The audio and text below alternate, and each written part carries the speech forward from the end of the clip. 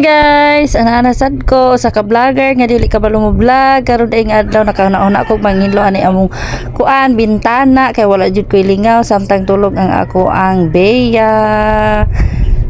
Karon ra jud ko makahinlog ato bang ani guys kay karon ko nakakuot sa akong cheres.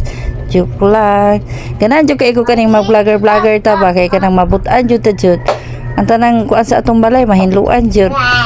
Kani ako ana lang pong gipang arranging mga gipampalit na ko gahapon bahala gamay ra kay importante jud ay makuot ning akong madam dire kay sige lang pangayog makaon mamarot niya guys wala na siya man ani magkaon kay iyang ate per man eskwela di ba og mag-vlogger tanong kay mabutan jud ta jud makapangtangtang jud tag mga abog i-flex na ko ning relo mao ni sale shout out kay Isel mo to nga relo ang wala jud na ako nagamit charger ra jud mo to akong gi-order online sa TikTok ang charger ato may ako nagamit og diri ra taman guys salamat.